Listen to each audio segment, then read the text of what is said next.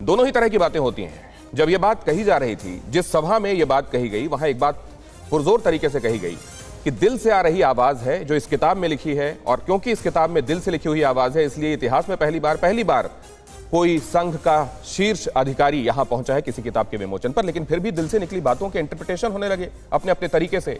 तो उन इंटरप्रिटेशन को भी समझने के लिए हमारे साथ एक खास पैनल यहां पर मौजूद है। मैं आपका परिचय इनसे करा देता हूं। हमारे साथ हैं professor Avanijesh Awasthi, political analyst हैं, कई बार आपके साथ चर्चा में शामिल हुए हैं। प्रोफेसर गीता भट्ट हमारे साथ यहां मौजूद हैं स्टूडियो में। प्रोफेसर कपिल कुमार हमारे साथ मौजूद हैं। विजय शंकर तिवारी जी स्पोक्स पर्सन है वीएचपी के और हमारे साथ यहां मौजूद हैं। इसके अतिरिक्त हमारे साथ मौजूद हैं professor Junaid Haris, political analyst, doctor Khwaja Shahid, political analyst, Abdul Hamid Nomani ji हमारे साथ मौजूद हैं, हाजिक खान साहब हमारे साथ मौजूद हैं, और इसके अलावा फैज खान साहब हमारे साथ मौजूद हैं। और हमारे साथ जुड़ रहे हैं संघ के ही एक बहुत ही मशहूर चेहरे, बड़े पदाधिकारी आप देख रहे हैं। आपका परिचय उनसे भी करा देता हूं। राष्ट्रीय मुस्लिम मंच, उसके अधिकारी हमारे साथ इस वक्त जुड़ रहे हैं। और सबसे पहली बात तो जरा इंद्रेश कुमार जी से मैं यही समझना चाहता हूं।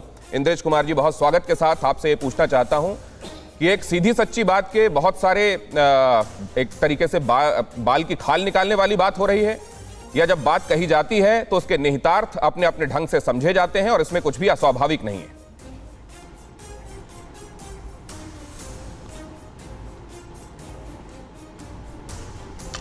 मेरा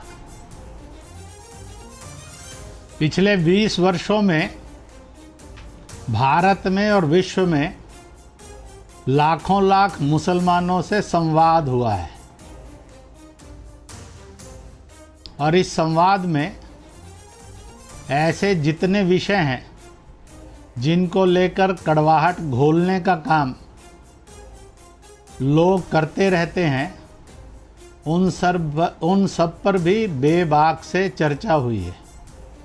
उसी में इस बात पर सैकड़ों नहीं हजारों हजार मुसलमानों ने उन सभाओं के अंदर लाखों के बीच में ये बात स्पष्ट रूप से कही कि अगर हम अपने पूर्वजों पर जाएं तो केवल मुसलमान ही नहीं, ईसाई भी, शैव वैष्णव शाक्त सनातनी यानी हिंदू भी, जैन बौद्ध सिख भी जाएंगे तो हम सब पूर्वजों से एक हैं।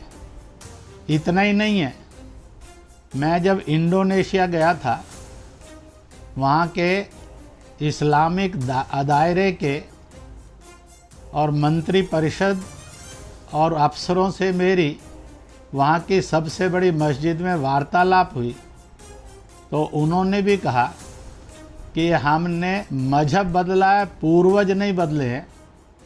इसलिए आज भी उनकी करेंसी पर रिद्धि सिद्धि के देवता गणपति का चित्र मिलता है। संसद की ओर, सचिवालय की ओर बढ़ते हैं तो महाभारत कालीन रथ, जिस पर प्रभु कृष्ण के रूप में अर्जुन को गीता का संदेश दे रहे हैं, वो दिखाई देता है।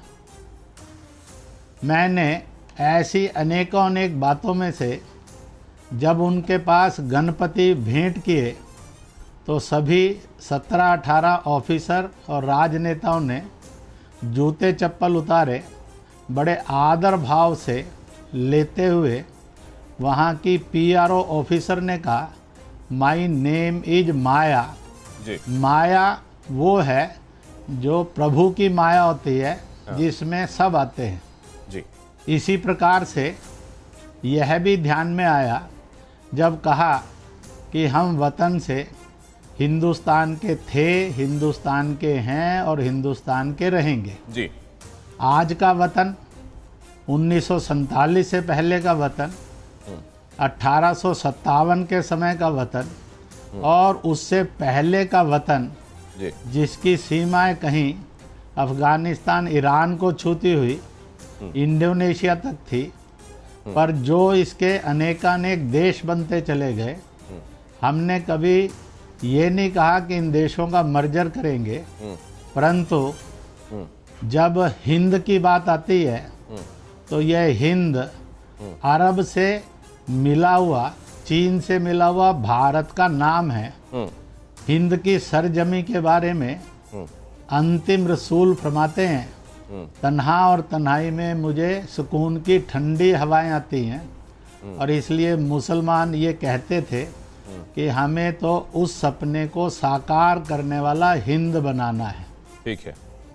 इसी प्रकार से हमसे कोई भी ये बात छीन नहीं सकता जी कि हम भारत से भारतीय, जी हिंद से हिंदू, हिंदुस्तान से हिंदुस्तानी, इंडिया से इंडियन थे, हैं और रहेंगे। बिल्कुल। यह हमारी भौगोलिक, सांस्कृतिक, सामाजिक पहचान है। जी इसी प्रकार से परंपराओं में जाएंगे तो मैंने सैकड़ों परिवारों के अंदर स्वयं विवाह के समय, जन्म के समय, इंद्रेश जी, रीति रिवाज के समय उन सब परंपराओं को देखा है जो हमारी चली आ रही हैं।